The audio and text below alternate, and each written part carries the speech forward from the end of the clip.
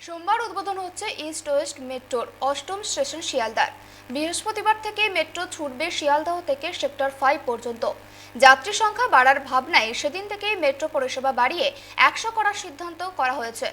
এবার সকাল 7টা থেকে রাত 9:30 পর্যন্ত মিলবে পরিষেবা।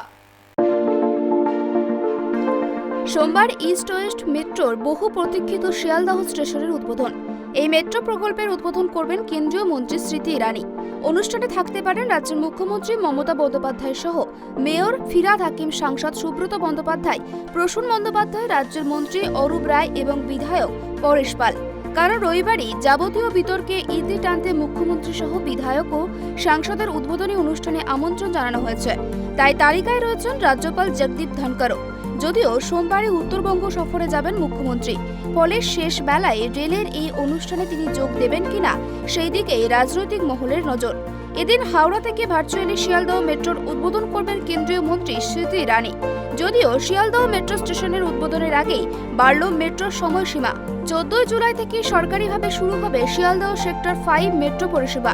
সূত্রের খবর, শিয়ালদহ থেকে সেক্টর 5 পর্যন্ত ভাড়া হতে পারে 10 টাকা। যাত্রী সংখ্যা বাড়ার সম্ভাবনা নজরে রেখেই ইস্ট ওয়েস্ট মেট্রোর সময়সীমা বাড়ানোর সিদ্ধান্ত নেওয়া হয়েছে। এবার সকাল 7টা থেকে রাত 9টা পর্যন্ত মেট্রো চলবে বলেই জানিয়েছেন মেট্রো কর্তৃপক্ষ। পাশাপাশি দুই মেট্রোর মধ্যে সময়ের ব্যবধান কমানো হয়েছে। এতদিন ইস্ট ওয়েস্ট মেট্রো পরিষেবা শুরু হতো সকাল 8টা থেকে। এখন থেকেই সকাল 7টায় মেট্রো পরিষেবা চালু হয়ে যাবে। শেষ মেট্রো ছিল সন্ধ্যা 7:30টায়। এখন থেকে রাত 9:30 পর্যন্ত মেট্রো পরিষেবা চালু থাকবে বলেই জানালেন মেট্রোর মুখ্য জনসংযোগ আধিকারিক। টোটাল মানচিত্র বদলে যাবে।